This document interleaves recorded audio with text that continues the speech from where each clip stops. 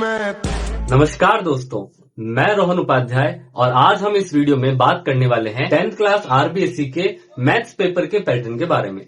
अगर आप 10th के स्टूडेंट हो या टीचर हो तो ये वीडियो आपके लिए बहुत ही इंपॉर्टेंट रहने वाली है, क्योंकि मैं आपको इसमें पेपर का पैटर्न बहुत ही सिंपल लैंग्वेज में समझाऊंगा कि इसमें कौन कौन से टाइप के क्वेश्चंस आते हैं, कितने मार्क्स के आते हैं और उनको करते समय हमें किन किन बातों का ध्यान रखना होता है।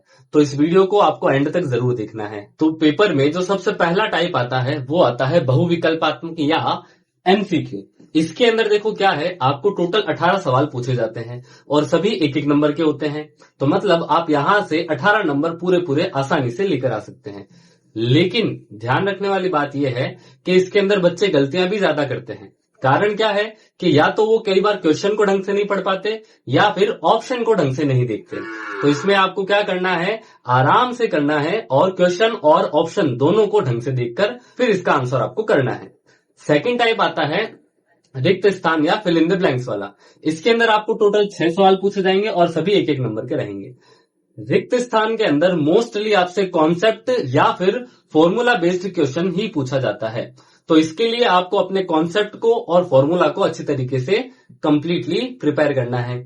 फॉर्मूला और उसके साथ में डेफिनेशन भी आपको अच्छे से याद होनी चाहिए। कई बार डेफिनेशन के ऊपर भी आ जाती है।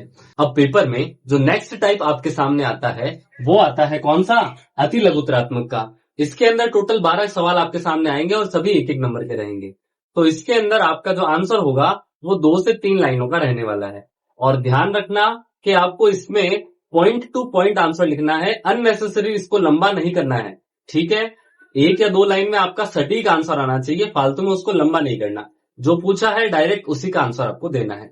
नेक्स्ट टाइप आपके सामने आएगा लघुत्तरात्मक, जिसके अंदर आपको टोटल 10 सवाल पूछे जाएंगे और वो एक सवाल 2 नंबर का रहेगा। तो यहां से आपके टोटल 20 नंबर आपके कवर होंगे। इसके अंदर आपको थोड़ा सा डिटेल में आंसर लिखना है। डिटेल से मतलब क्या है वो समझो। इसके अंदर आपसे जो भी टाइप का क्वेश्चन आएगा उसके अंदर या तो कोई कॉन्सेप्ट होगा या कोई फॉर्मूला होगा। तो आप इस बात का विशेष ध्यान रखिए कि जो भी पूछा गया है उसको स्टेप बाय स्टेप आपको पूरा लिखना है। जैसे क्या दिया हुआ है, आपको क्या फाइंड करना है और उसका फॉर्मूला क्या है और फिर उसका फाइनल आंसर। ध्यान रखना, मैथ्स के अंदर स्टेप्स के भी मार्क्स मिलते हैं, तो आपको हर एक स्टेप को लिखना बहुत जरूरी है। फिर आपका जो नेक्स्ट टाइप आता है क्वेश्चंस का वो आता है लॉन्ग आंसर या दीर्घ उत्तरीय।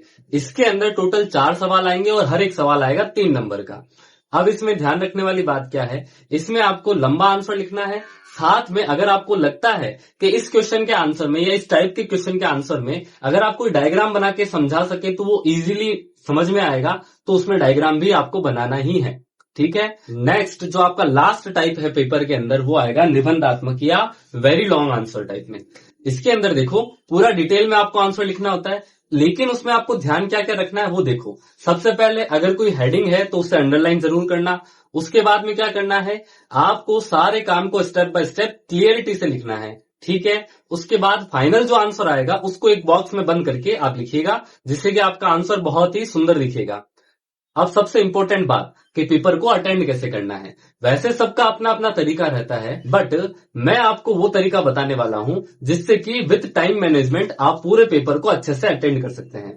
तो सबसे पहले आपको 1 नंबर वाले मतलब MCQ, very short, fill in the blanks, इनको सबसे पहले करना है। इनसे क्या होगा कि जब ये छोटे छोटे क्वेश्चंस करेक्ट होते हैं तो आपका कॉन्फिडेंस बिल्डअप होता है। उसके बाद आप 2 और 3 नंबर वाले क्वेश्चंस की तरफ जाएंगे और लास्ट में आप 4 नंबर वाले क्वेश्चंस को अटेंड करेंगे।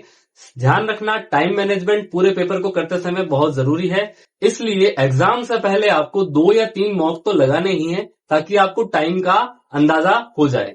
अगर आपको ये वीडियो यूजफुल लगी है तो लाइक जरूर करें, अपने दोस्तों के साथ शेयर करें और हमारे चैनल को सब्सक्राइब कर लीजिए, क्योंकि हम इस चैनल पर इसी तरीके की एजुकेशनल कंटेंट लेकर आते रहते हैं। मैं हूं रोहन उपाध्याय, मिलते हैं नेक्स्ट वीडियो में, तब तक के लिए